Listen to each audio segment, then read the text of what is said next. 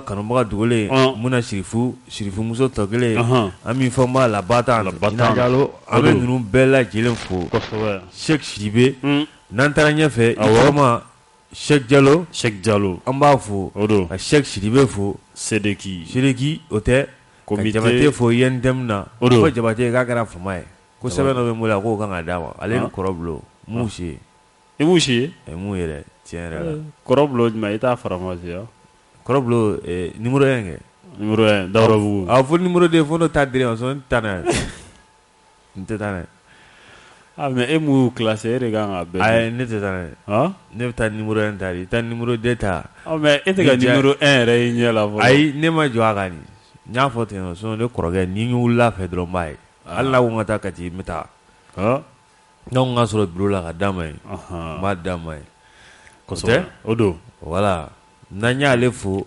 Bill de Gajaga n m'ale fɛnɛ ma Bill yɛrɛ Bill de Gajaga n ma Bill ye i y'a ɲini n y'a ɲini n m'a ye n b'a fo n b'a fo u b'i wele o u b'i wele bi Masire Magaji voilà masterkɛ a b'an dɔn en plein vol hali n'a sɔrɔ Masire m'a bila sabula ni Masire ko k'a b'ale makɔnɔ Masire ka avion kérosène kun na ban ka avion to sanfɛ ka Gumane fo k'a ni sɔgɔma kosɛbɛ o tɛ n'an y'olu fo sa kɔrɔ Kasima an bɛ foli k'o di a ma l'excellent Mohamed Dramane Traoré Makanaki o don ale tɛ yan o don n'an y'ale fo foli an b'a di Imam Bugula ma k'a ni sɔgɔma o tɛ o don ka lamɛnbaa bɛɛ fo kosɛbɛ Diburu Pansar ɲuman n'i ko bɛ bɛɛ tɔgɔ fɔ a bɛ kɛ sun ye o ko ye dɛ tiɲɛ tɛ Frère Diko an b'a fo k'a ni sɔgɔma Vieux Sidibe yɛrɛ an famara mankan ma bɛnkɛ yan bon bɛnkɛ bɛ to ka nɛgɛ souvent il fait profil bas quoi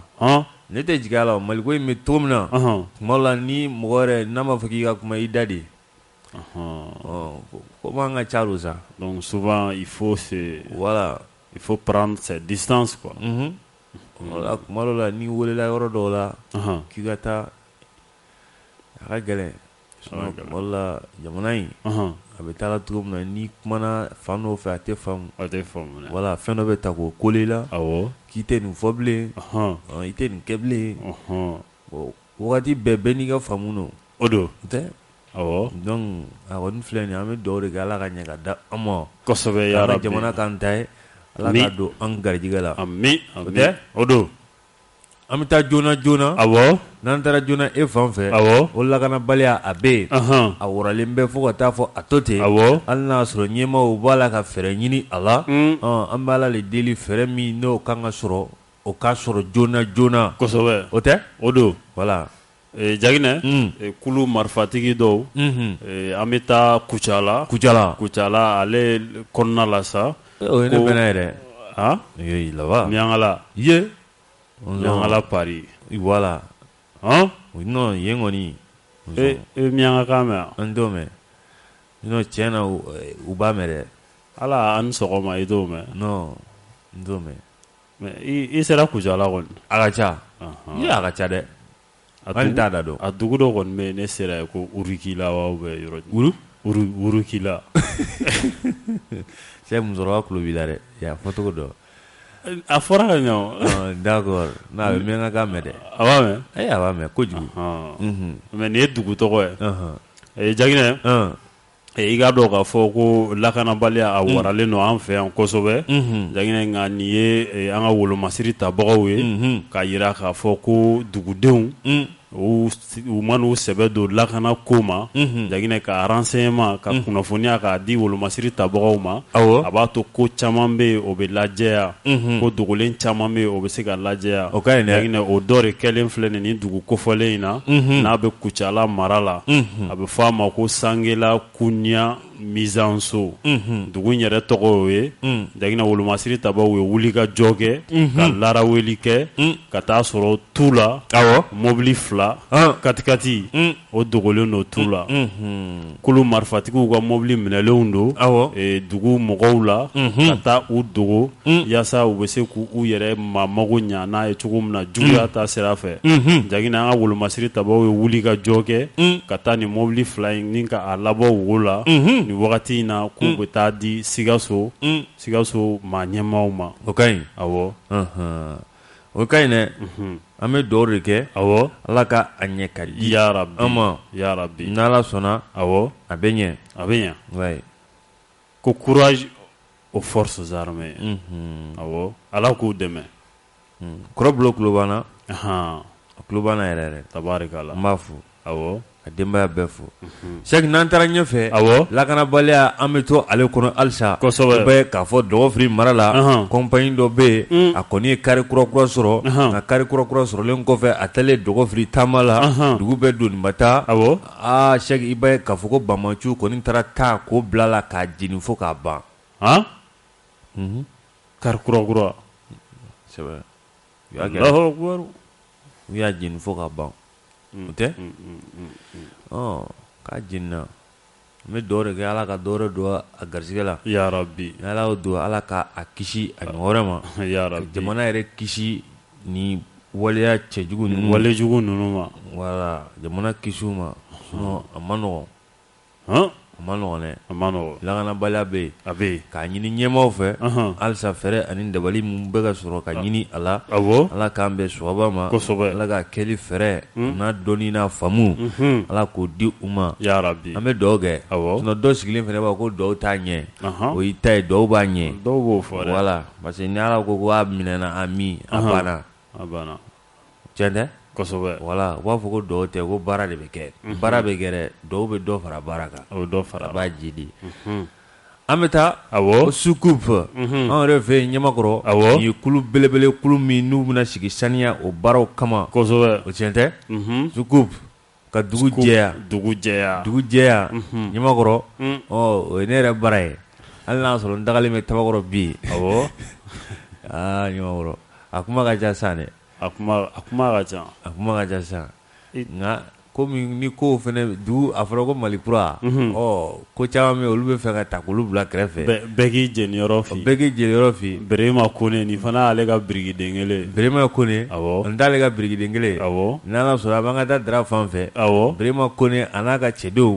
U bɛ ka lamaga min kɛ Ɲamakɔrɔ. Awɔ. Walasa jɛya a bɛ se ka sabati. Fantan ani naani fan fɛ. Awɔ. O tɛ? O don. Non Ɲamakɔrɔ kelen tɛ dɛ Bamakɔ yɛrɛ nɔgɔlen don. Kɛrɛnkɛrɛnnenya Yirimajɔ gidɔrɔnda. Suguda. I b'a fɔ ko maire yɛrɛ tɛ yen. A nɔgɔlen. U bɛ subulu. Tigafuraw. Kabafuraw. Non i bɛ fɛn fɛn de dɔn Cheikh bibi in na. Passage piétonnier mun bɛ yen. I b'a ye k'a fɔ u bɛ feerefɛn de d'a kan. Awɔ surtout u ka légumes minnu n'o bɛ sanga la wagati min na. U b'o fɛnsɛ a kan de ka taga. Tigi t'a la. Wa i tɛ se ka tagama a kan. Monsieur le maire an b'a fɔ yan dɛ. N'i m'a bɔ yen diɲɛ don o don an b'a fɔ. Kosɛbɛ. An b'a fɔ k'a fɔ fo don min na n'i y'u bɔ yen a kɔni a Yirimajɔ sira a tɛ ko la bilen dɛ. Sira tɛ bilen. A kɛra sugu ye. An tɛ Berema Kone bila ka taa yen. Berema tɛ se ka ɲɛnabɔ. Mɔgɔ kelen tɛ se k'a bɛɛ kɛ sa mun bilala la o k'a kɛ. O don. K'a ɲini hali a ka maire ba yɛrɛ fɛ u bɛɛ k'u jɔ o jɔyɔrɔ la u ka ninnu bɔ mɔgɔw da la. Kosɛbɛ. Tiɲɛ tɛ? An t'a fɔ tan. Awɔ. Voilà. A bɛ fɔ tan de. Sugu dugu ka jɛya. Scoop dugu ka jɛya. Sup dugu ka jɛya o de don. Awɔ Agnasco la. Voilà Agnasco la. Parce que Asakoɲa bɛ yen. Awɔ. Agnasco bɛ yen. Agnasco bɛ yen. Tiɲɛ tɛ? Awɔ. U tun bɛ ka yen lajɛya. U tun bɛ k'a lajɛya. Awɔ. Bɛɛ k'i ka birikini kelen da. I n'a fɔ premier ministre tun ye baara dɔ kɛ. Ko bɛɛ ka yiriden kelen kelen tugu a ma kɛ yan. A kɛra. O ma kɛ yan. Bon nin fɛnɛ dɔ ta de ye. I ka loci ale tun bɛ yen. Cheikh Sidibe. Tatani fɛnɛ tun bɛ yen i b'a sɔrɔ. Awɔ. Tatani tun bɛ yen. Caman tun bɛ yen. An b'u fɔ ka Agnasco baarakɛla bɛɛ lajɛlen fo. Dugutigi tun bɛ yen maire tun bɛ yen. Voilà. Parce que san. Cheikh bɛ ɲɛma n'i taara Agnasco la u bɛ najɛ o. Awɔ Ala kana an bana dɔrɔn. Yarabi. Ibrahima. An k'a lamɛn. Initiative ta ka saniya. Ka saniya. Dɔwɛrɛ bɛ fɛ dugu kɔnɔna saniya. Sigida ka saniya. O bɛ dugu ka saniya fɔ. An b'a ɲini bɛɛ fɛ bɛɛ ka saniya k'i tagabolo ye. N'i y'a ye an bɛ ka an ka événement ninnu ta k'a kɛ dɔgɔtɔrɔso la. Bon sisan an bɔra centre de référence Sogonikɔ an bɔra le 6 passé donc autorité bɛɛ fana tun bɛ yen vraiment mɔgɔw nana an ka fɛn na a diyara an ye kosɛbɛ bon bi n'o ye le 20 novembre an bɛ Asakoɲa Ɲamakɔrɔ kɔkɔ vraiment an ye laɲini k'o fɛ o y'an accepté mɔgɔw bɔra ka na donc an bɛ fɛ ka na information passer ani sensibilisation pour que mɔgɔw ka se k'a faamu. Nana ni nin komi an y'a ye sigida bon a jɛlen don mais vraiment jeunes bɛ baara tɛ yen an nana ye initiative kɛ ka ɲɔgɔn dalajɛ ka wuli faut que jamana ko don an yɛrɛ k'an seko k'a la quoi sigida k'u bɛɛ ka kan a la donc an fana b'a ɲini jama fɛ bɛɛ ka na an mago bɛ bɛɛ la ka dɛmɛw k'an ye pour que an bɛ se ka san sɔrɔ a ko la kɛnɛyasow t'a fan ye komi n'i ko ko jɛya n'i y'a ye fɛn fɛn n'i y'a ye mɔgɔ b'a kan i b'a sɔrɔ a jɛlen don dɔgɔtɔrɔso fana a bɛ kɛnɛya ko fɔ o de kama an y'a kanu k'an ka événement ninnu kɛ dɔgɔtɔrɔso ye fɔlɔ mais don n'a nataw la an bɛ se yɔrɔ caman yɔrɔ bɛɛ an mago bɛ yɔrɔ bɛɛ la fan bɛɛ ala sɔnna. Ale de bɛ mɔgɔ fa ka sɔrɔ i ma fɛn wɛrɛ bila i da.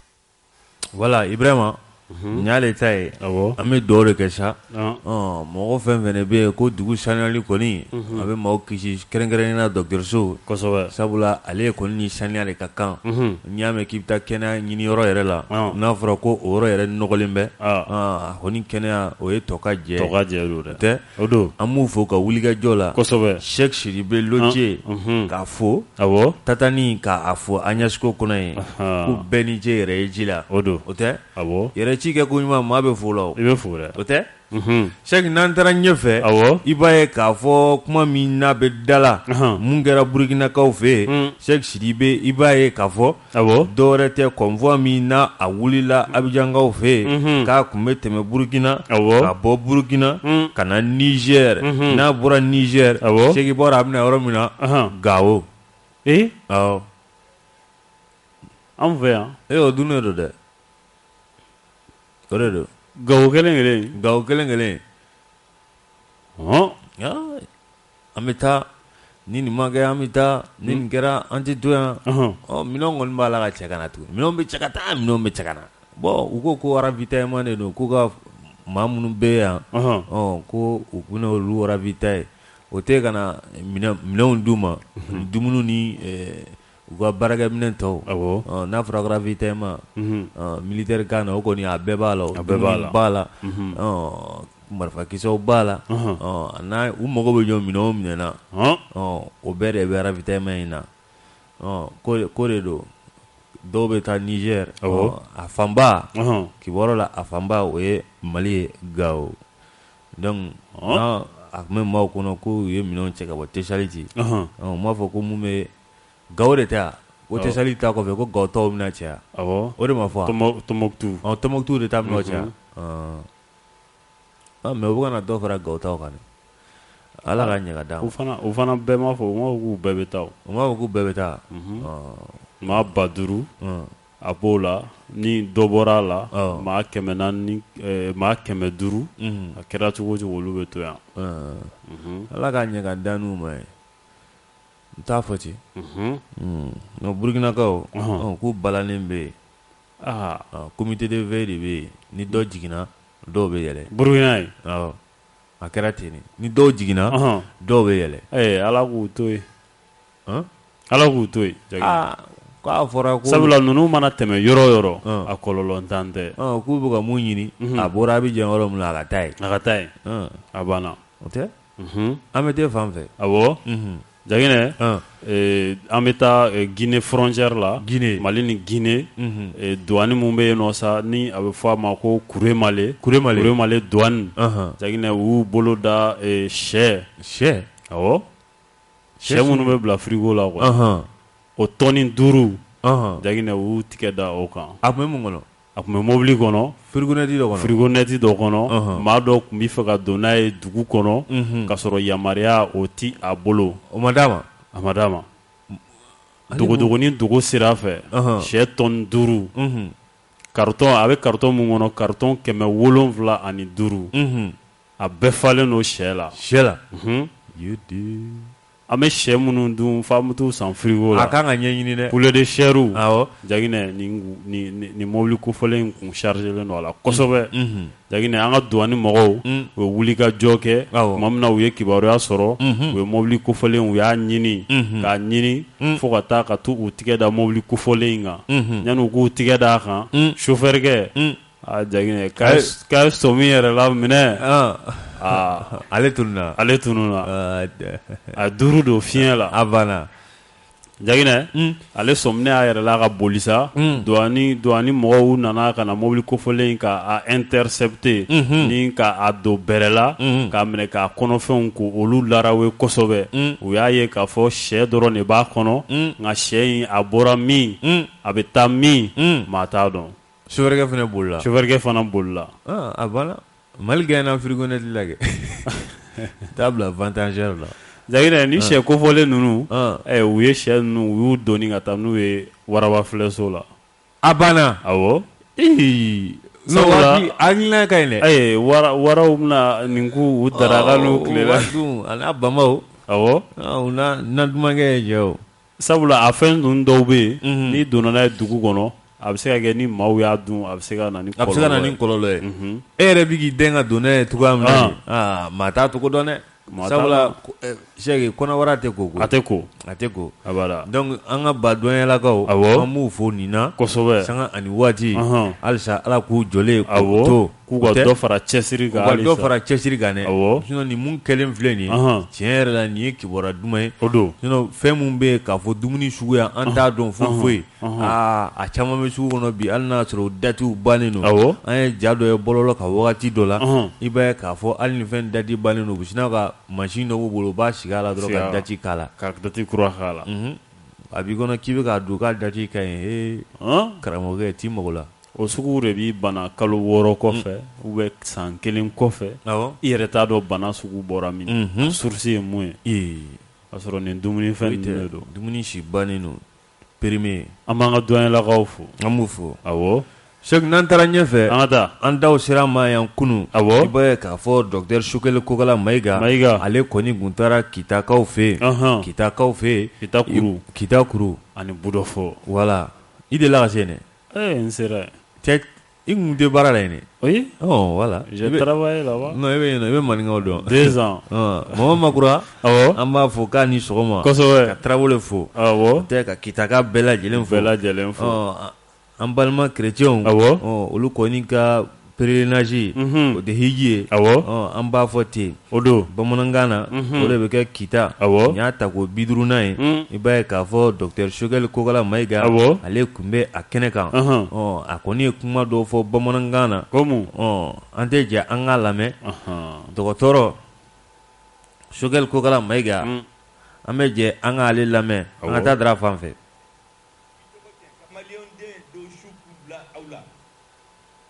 Ka kɛlɛ tiɲɛ maliyɛnw bolo an man ka so ma o n y'a fɔ tiɲɛ caman jamanabaw bɛɛ aw ɲɛ bɛ minnu na i Ameriki o i Rusi o i Faransi o i Chine o n b'a fɔ don o don n bɛ segin a kan fo transition ka ban n b'a exemple di u ka histoire kɔnɔ waati dɔw kɛra u ka jamana kun binna fo a kun bɛ tunu fa ɲɛmɔgɔw bolila u y'u musow ni denw ta ka boli ka b'u ka jamana kɔnɔ u bɛɛ ni jamanadenw damadamaw sɔrɔla mun y'u tɛgɛ di ɲɔgɔn ma des patriotes ka welewelekan bila ka taa jamanadenw tɔ fɛ a ye n'an ka fara ɲɔgɔn kan an k'an k'an jɔ k'an ka jamana hɔrɔnya n'a danbe sigi a ma Mali b'o situation de la bi farafarali ka dabila ɲɔgɔn dɔgɔya ka dabila tɔgɔ tiɲɛ ka dabila an ka tɛgɛ di ɲɔgɔn ma ka Mali labaara ka taa ɲɛ i y'a dɔn n nalen n dɔra Kita ma jumɛn de ye n kunbɛn les femmes les jeunes ani donsow ça c'est le Mali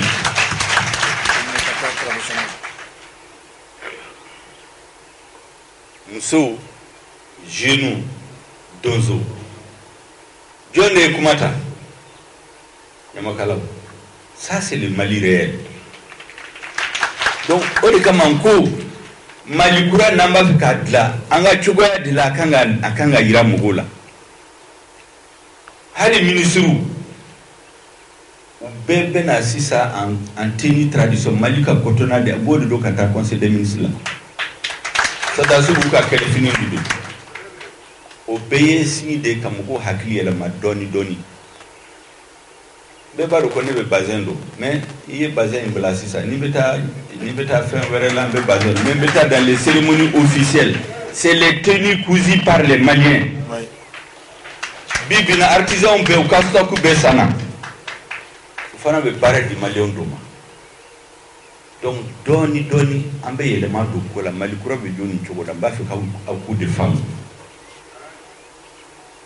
kuma ba minnu bɛ fɛ k'a fɔ aw ye o de ye nin y'a fɔ Kita c'est une ville historique Kita c'est une ville de tradition de chefferie de religieux de Nyamakala donc kuma min bɛ fɔ yan bi c'est au nom du président de la transition Assimi Goïta k'a fɔ Maliyɛnw bɛɛ yan ne nana kuma ale de tɔgɔ la o ale de ye n ci parce que ale baara ka ca bolo a tɛ taa yɔrɔ la o de kama dɔ ko k'a bɛ sanction ta Maliyɛn kan komi Assimi tɛ taa yɔrɔ si Assimi c'est entre Kati et Kuluba baara min b'a bolo tan t'a bolo ka taa yɔrɔ wɛrɛ il quitte Kati, il est à Kuluba, il préside les conseils des ministres, il préside les conseils supérieurs de la défense et il est au commandement de l'armée. Au Babo, Tanta Bolukata, pour avoir confisqué. Avoir du même de Babou. Gel des avoirs. Pour gel des avoirs. Au Bébéké pour que quand la gauche, quand la malo, pour faire confiance à nous-mêmes. Quand il y a quand tu fouilles, quoi les six ali basa ou benat longue malla. Il y a quelques années à Kunseka que malao. À quel passé erreur de kelao. Aninga jugudo beki labe. Comme Mali Sigiko. Donc nous devons refuser ça. Tous les Maliens, quelle que soit leur sensibilité politique. Donc nous n'avons pas de faux. Ka bonya daouka. Yé mɔgɔ minnu yi ni tɔ kɛlɛ in la yé administrateur fo ma juge fana fo il y a des juges qui ont été enlevés jusqu'à aujourd'hui on les a pas retrouvés tous ceux qui sont au service de l'État qui sont dans l'administration olu fana kan ka fo ka l'école karamakaw fana fo les lieux les plus éloignés ni tara ni ma dɔgɔtɔrɔso des infirmiers des juges des préfets des sous-préfets et les forces armées de sécurité. C'est eux l'État malien. Sans eux, il n'y a pas d'État. Mbaoufou, Kawalimando, Aïdouaouké, transition à la Katani. Ah wow, il se repisse FM là. Et faut le ribamer, ka famu, ka klaganye photo ye. Voilà, check.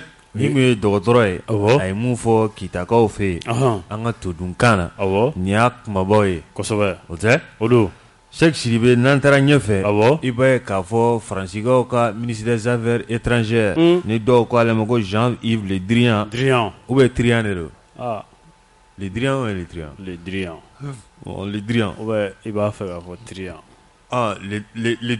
le Drian a ye kuma ta a kɛlen ka kuma ta Cheikh i b'a ye k'a fɔ a y'a fɔ dɛ a ko tiɲɛ yɛrɛ la bi na Mali ko sanction min ni a taara CEDEAO fɛ k'ale fɛɛrɛ ani dabaliw tigɛ Union européenne o kɔnɔna la walasa sanction ninnu a bɛ se ka da Mali kan cogoya min na ko k'a sababu kɛ dɔwɛrɛ tɛ Cheikh Sidibe n'i y'a ta k'a lajɛ ko Mali ko autorité minnu b'an kunna k'u sɔrɔla coup d'état fila kɔfɛ un coup d'état dans un coup d'état a y'a fɔ tuguni dɛ a seginna a kan nka fɛn min docteur Sogɛlɛ Kokala Mayiga a y'a fɔ ko Faransi de kɛlen don ka terroriste dilan Jean-Yves Le Drian a d'a ma mɔgɔw kuma si la nka a kɔni y'a jira k'a fɔ ko ɲɛmɔgɔ minnu b'an kunna bi k'u sɔrɔla coup d'état fila kɔfɛ ko coup d'état fila kɔfɛ k'u ye layidu kan dɔ de ta CEDEAO jamana faamaw ye n'o ye faama minnu bɛ bi CEDEAO o kɔnɔna la k'a jira k'a fɔ ko kalata k'u b'a kɛ février kalo nata ko n'u ma se k'o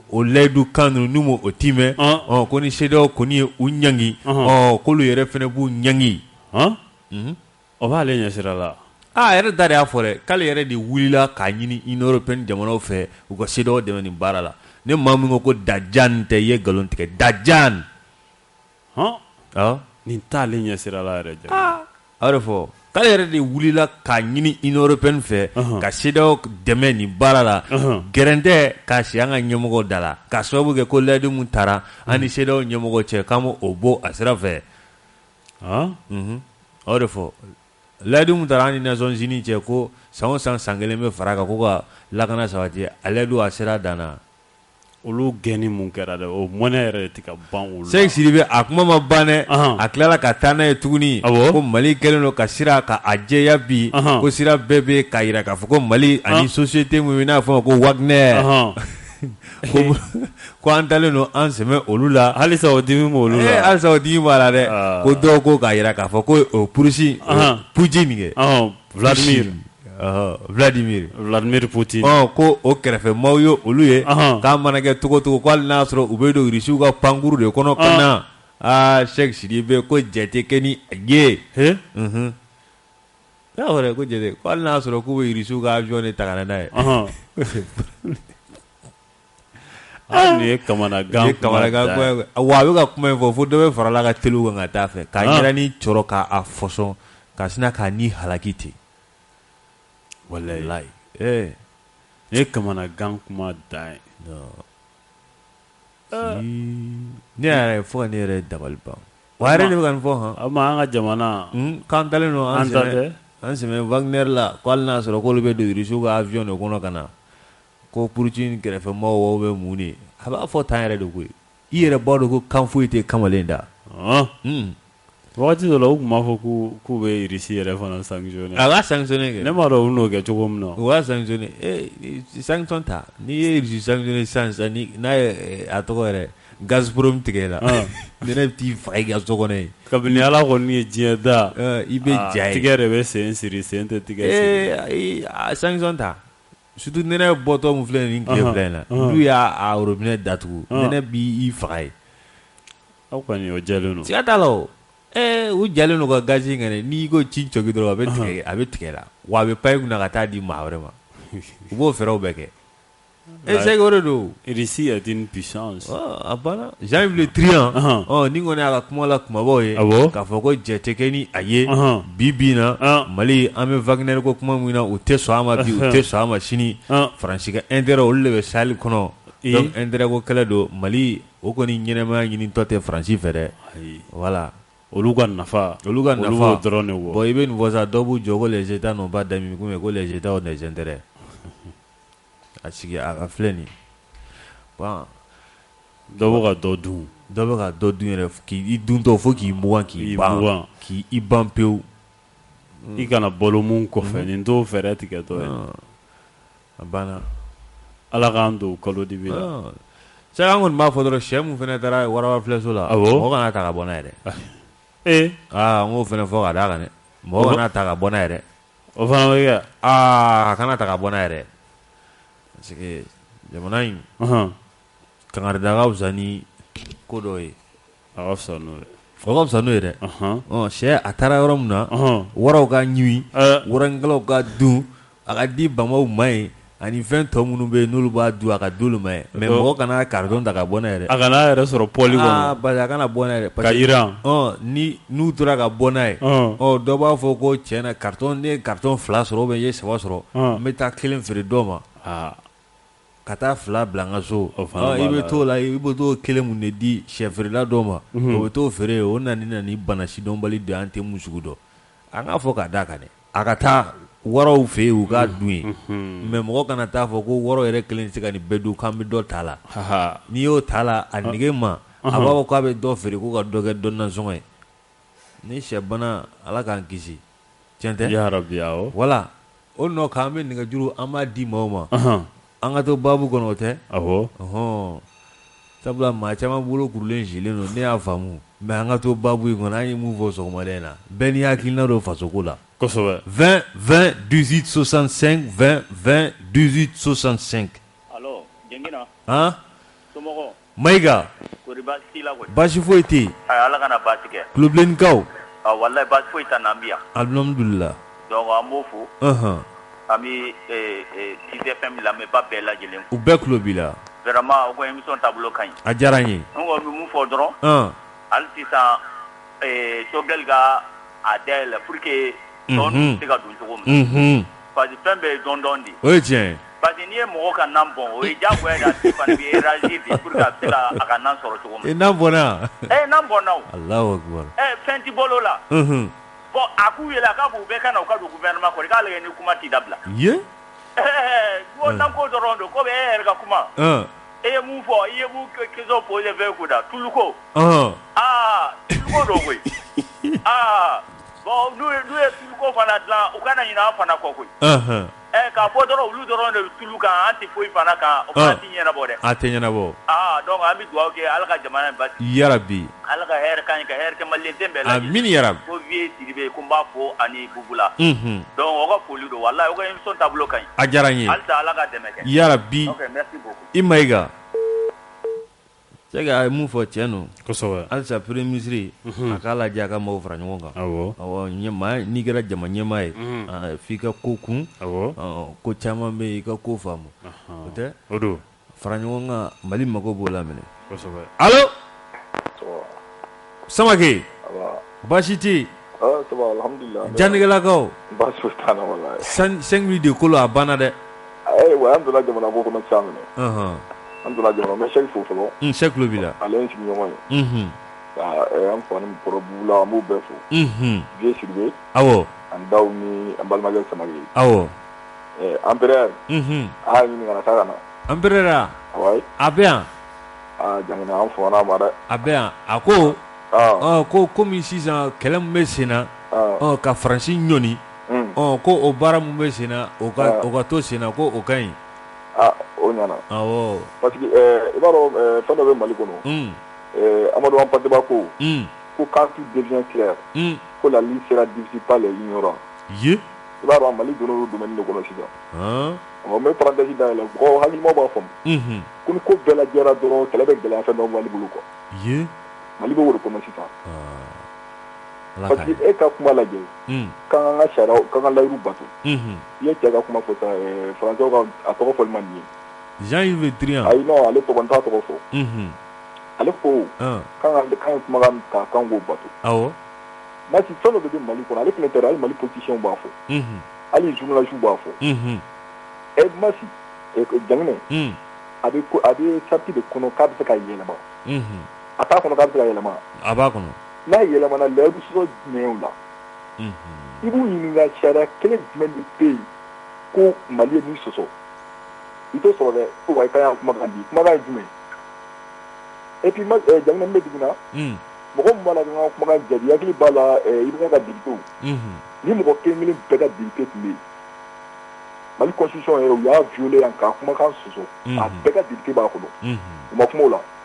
et puis journalistes dɔw bɛ yen.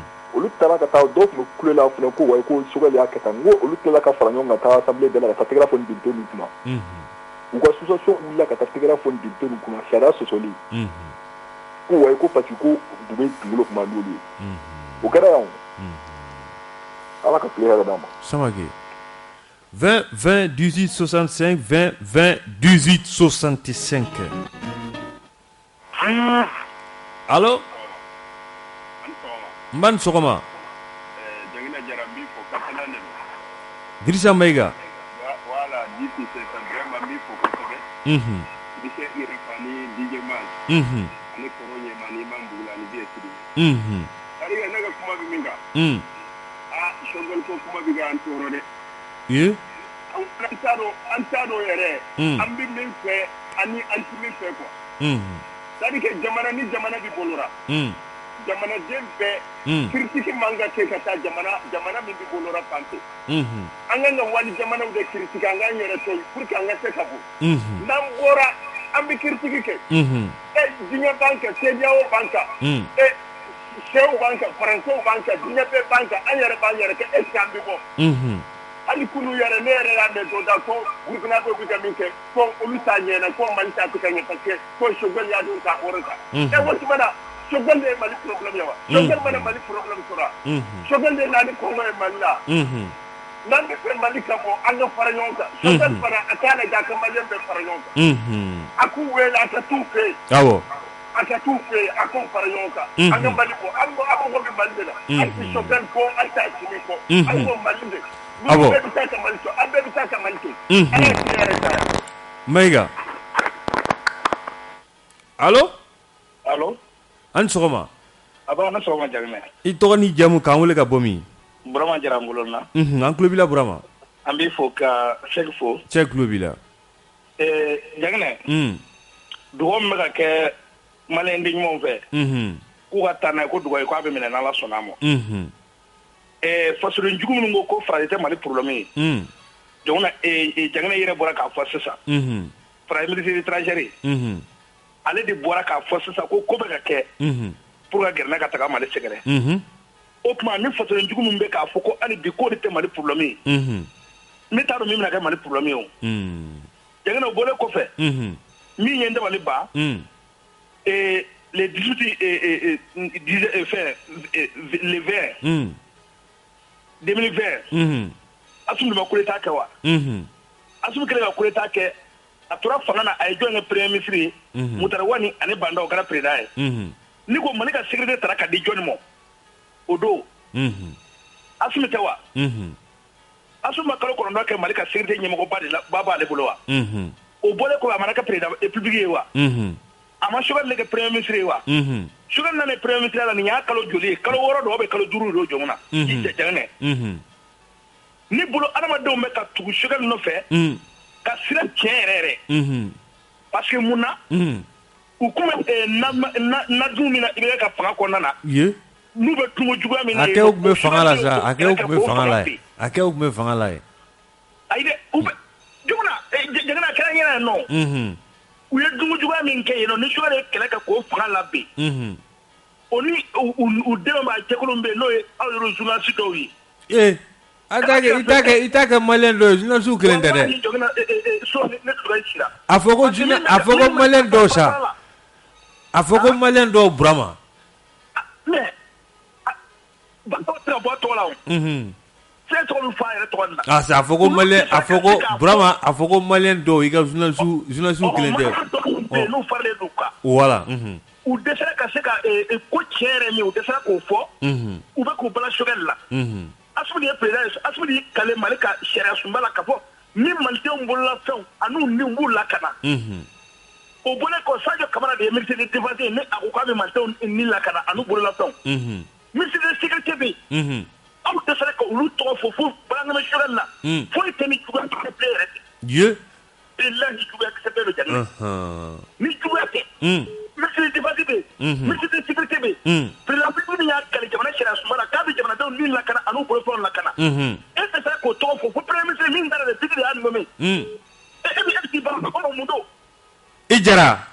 Marifa. An b'i fo. Bɛɛ ni hakilina tɛ. O don. Bɛɛ ni hakilina don. Sidibe. Allo. An sɔgɔma. Jagine somɔgɔw. Baasi foyi t'u la. K'i fo ka balimakɛ Cheikh Sidibe fo. Cheikh tulo b'i la aw Sidibe la ka damaw don. Ayi o don dɛ an wasolon ka dama don. Ka bɛnkɛ fo Dawuda Bula k'an ka musokɔrɔba fo du kɔnɔ ye. A tulo b'i la. An ka cɛkɔrɔba bɛ fo Sɛnɛ kɔnɔ olu ba na kasi. A tulo b'i la. Ka dɔgɔtɔrɔ fo Moti ka an ba bɛɛ lajɛlen fo. N terikɛ bɔra kuma la sa Burama Jara n b'a fo n kolon na. Burama. Awɔ min bɔra kuma la sisan. Awɔ. Segu Mayiga Ayuba Ndaw. Ismaël Samake Mamadou Samake. Katala. Ani Burama Kenta n bɛ bɛɛ lajɛlen fo n ye min tɔgɔ fɔ ma min tɔgɔ fɔ. U bɛɛ tulo b'i la. Jagine. I b'a dɔn ne dabala bɛ ban Français ni CEDEAO la yɔrɔ min na. O yɔrɔ jumɛn ye dɛ? E ko sa ko Français ko CEDEAO ye ɲangili min ta k'an sɛgɛrɛ. Ko olu fana b'a ɲini an b'a ɲini ka fara CEDEAO kan o la. Awɔ. Burama fɔra ka min fɔ sa Jagine i b'a dɔn min bɛ dabala ban. Charte min sɛbɛnna transition na. Ne ko charte point dans 18 mois dɔrɔn point gɛrɛ t'a kɔnɔ ni 18 mois tɛ yan. A ka ca dɛ. N ko point camanba de b'a kɔnɔ. An yɛrɛ point camanba de violé la yan nɔ Jagine. Mais point ninnu na kuma ma k'o sira. Mais mun na 18 mois dɔrɔn ta na. Kuma bɛ k'o la ka da mun de kan. Parce que CEDEAO ka nafa b'o de la.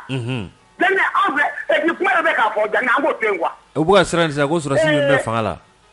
U bɛ siran de ko sɔrɔsi man ka mɛn fanga kunna. U bɛ siran n'o de. Jagine an bɛ b'o contrôle an bɛ démocratie de la o. Mais mun de y'a ni sɔrɔsi ye fanga la de. Mun de y'a to ni sɔrɔsi nana fanga la mun de y'a to. Turan ni jara ni démocrate ne ko civil de ka mara ka jangina mais bu le nana mu na bi fa fina surtout de bena le fara ka da bunga mara ko juwa le no wa ou le surtout ka fara la jere do ou le jabra do ka fara la jere do mu ya sama et puis kuma de fo jangina ngo kuma ko tsaka ke ka fa no ga be fa no ga premier ministre ga be fa no ga ne ko ka fa no ga to di mo be fa no ga to ka nya fo neta awo paten do kuma fo to me na jangina ni mo mi ta kono ko ko wole ko kana fara aka an be ka do akono mulu ta kono da ni o wole kana do le sira ko akono wa ni mo ki be do do ta bo wa afleni mais e bena do de da no ko do be bo ni do be do mulu be no be no olu bo e ko olu fara aka o wole be do ni no la kuna be ta krefe o be la fara mi na be ka ko be fara ka to ko afleni olu be fara ka to ko sisa e ne ta na be ta ko ka be ka fara no ga ba te be na gouvernement ko no mais ne ko ko be na do ko ko ka be fara no ga e ke ne be do wa ja ne ke ne ba ko no na mo ko na ma to ko wa ta fa to ga jamne mo si ma na e ka te jamana ko la mais ki we ga nte na ke jamana ba ka ma si ma ko e te na ko ga e ma ko no ma si ka bo tere ma de ni wala ni be na ni be la to ka so ni ka to e na jamna mu be ni wala ti ta ni mo ga de boy ni wo ga jamana de ka mo bo nyona be wala be kana mais ni ta ko antena ni te na to ka ta ma si ma ko tire ya ka kere dama ya rabbi 20 20 18 65 20 20 18 65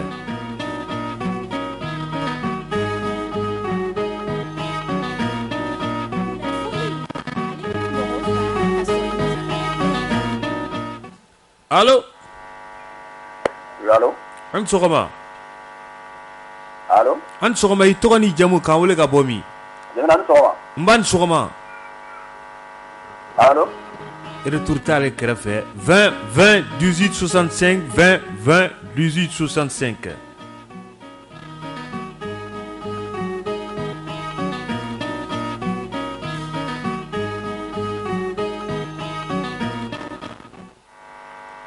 Allô? Allô?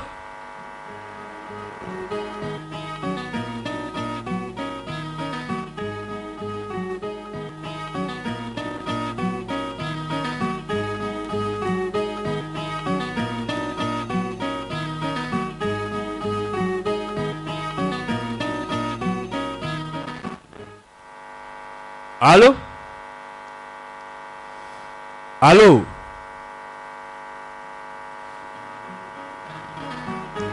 Dragor bala.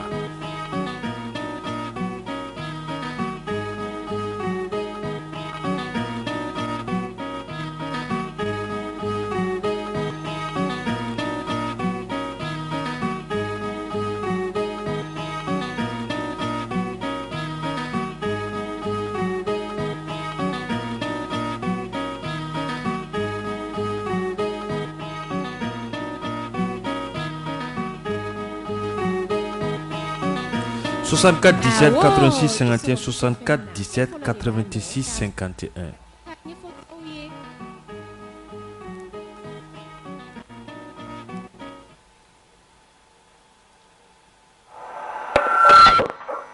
Allô? An sɔgɔma. Amba.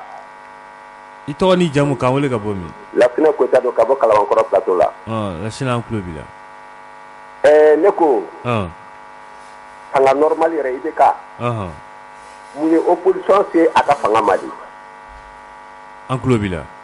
Opposition kɔrɔ de k'i ma se k'a bɛɛ fara ɲɔgɔn kan. N'a bɛɛ bɛ se ka fara ɲɔgɔn kan opposition bɛ kɛ wa? Opposition kɔrɔ de ko dɔ y'a sara ka bɔ i la ka taa fan wɛrɛ. Diɲɛ fanga o fanga i b'a sɔrɔ opposition de b'a la. Aw ko ko Sogɛli ka bɛɛ fara ɲɔgɔn kan a bɛ bɛɛ fara ɲɔgɔn kan cogo di? Fanga normal ma se ka bɛɛ fara ɲɔgɔn kan. Sogɛli de bɛ se ka bɛɛ fara ɲɔgɔn kan. Kabi Ala ye diɲɛ da u delila ka mɔgɔ bɛɛ faralen ɲɔgɔn kan cogo di? Sogɛli ka premier ko fɔlɔ yɛrɛ a kɛlen ka fanga ta. Politigimɔgɔ bɛɛ ɲɛmɔgɔ bɛɛ a sera a bɛɛ ma kelen kelen. A taara hali Bubu Sise fɛ yen. Anw yɛrɛ dimina pourquoi a taara Bubu fɛ yen n'i an ye Bubu gɛn parce que Bubu dɛsɛra de. E bɛ taa hakilila jumɛn de ɲini Bubu fɛ k'o ye hakilila ɲuman ye anw yɛrɛ dimin'o la mais mɔgɔ min yalala aw bɛɛ dala ka na a ye n'an k'a dilan ɲɔgɔn fɛ aw ma sɔn o ma o bi de aw bɛna jɔ ko ka bɛɛ fara ɲɔgɔn kan cɛ ka fanga daminɛ a y'o de kɛ a yalala bɛɛ fɛ yen maliyɛn bɛɛ b'o kalama politique mɔgɔ tɛ yen k'i dɔnnen don Mali kɔnɔ ko Choguel m'a sen ta ka t'i nɔfɛ f'i sigiyɔrɔ la an b'i wele dɛ ka t'i nɔfɛ f'i sigiyɔrɔ o fana olu mun de kɔ sisan o tɛ dɛ u bɛ Asimi de kɔ n'i b'i fɛ ka boîte dayɛlɛ n'i bɛ boîte kɔnɔ fɛn nɔfɛ i b'a dayɛlɛ de Choguel de bi Asimi ni u cɛ politique mɔgɔw cɛ parce que Choguel ka politique fɔrilen ninnu ta ye u tɛ se ka na ni politique sira si ye ka na Asimi minɛ ka sɔrɔ Choguel bɛ yen donc tant que ma Choguel bɔ yen u tɛ sera Asimi ma billahi taalahi n b'a fɔ Asimi ye n'u ye Choguel bɔ yen n'a ye Choguel bɔ yen a ta bɛ juguya Sanogo ta ye u y'o de kɛ Sanogo ni Sɛki Moro la i sabali billahi taalahi Lassina Koyita don ka bɔ Kalabankɔrɔ plateau la je suis taximan n'u ni Choguel ni Asimi ye Choguel bɔ yen billahi n'u bɛ ko k'a la mun ka jugu Sanogo ta ye Lasi an b'i fo Amba an ka garijɛgɛ di maa wɛrɛ ma 20 20 18 65 20 20 18 65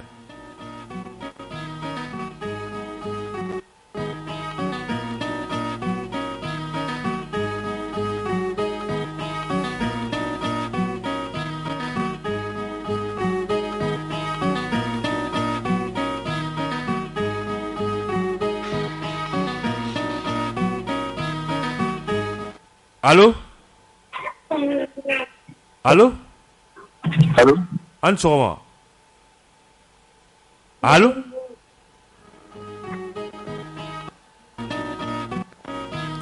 Allô 20 20 18 65 20 20 18 65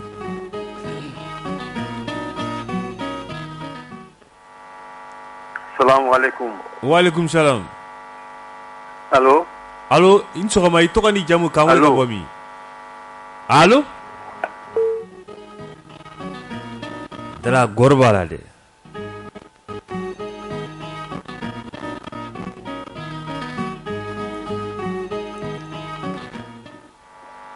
Allô n b'a ni sɔgɔma baasi foyi t'u la an tulo b'i la Usumani jamana vraiment émission taabolo ka ɲi yɛrɛ de aw fa ka fara ɲɔgɔn na a diyara n ye Ala ka bolo mɛn baara la yarabi n bɛ tonton Umaru fo a tulo b'i la ani Masi u bɛɛ tulo b'i la Ala ka hɛrɛ da yarabi 20 20 18 65 20 20 18 65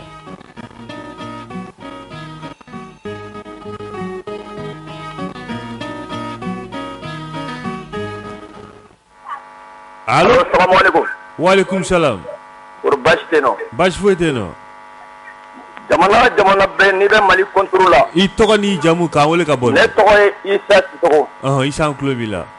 Mɔgɔ mago bɛ Asimi ni ayiwa Choguel la Ibu Asiriya. Ala k'i ko kɛri tilegunmɛjɛ la. Allo an tulo b'i la. Ala ko k'i ko kɛri tilegunmɛjɛ la. An b'a ɲini Ala fɛ Mali a bɔli a ti maa si bolo Asimi n'a ka minisiriw an ka dugawu k'u ye jamana kunnawolodenw don Ala ka hɛrɛ k'u ye yarabi san 30 an bɛ démocratie bolo démocratie a y'an mago sa de a y'an toro de dɛ wallahi wagati ale dafara an b'i fo kosɛbɛ démocratie o don a ma dɔ kɛ a bɛɛ n'a fiɲɛ don sinon a ye dɔ kɛ dɛ tiɲɛ tɛ n ye ale bɛ téléphone ci tan ka kuma yɛrɛ a démocratie don dɛ a tile la nin kun ma nɔgɔn an bɛ Kamisoko fo Banakabugu la ko wagati ale dayina kosɛbɛ se kuma tɛ awɔ ka bɛɛ fo bɛɛ fɛn fɛn kun sɔgɔlen don an na an bɛ bɛɛ fo mu bɛɛ k'Ala ka Mali tile hɛrɛ k'a di an ma yarabi ka Mali ka a kisi yara sɔnna awɔ ka bɛɛ fo i n'a fɔ i y'a fɔ cogo ni Ala sɔnna ma sini nɛgɛ kanɲɛ 7 ne ani Burama Jalo Maasi Jack Boyer an na ɲɔgɔn sɔrɔ yan kunnafoni mɔlen k'a di maaw ma jamana Ala ka a ɲɛma jɔ Ala ka tiɲɛ yira an na a labaarali ko nɔgɔya an bɛɛ lajɛlen ma ka bɛɛ fo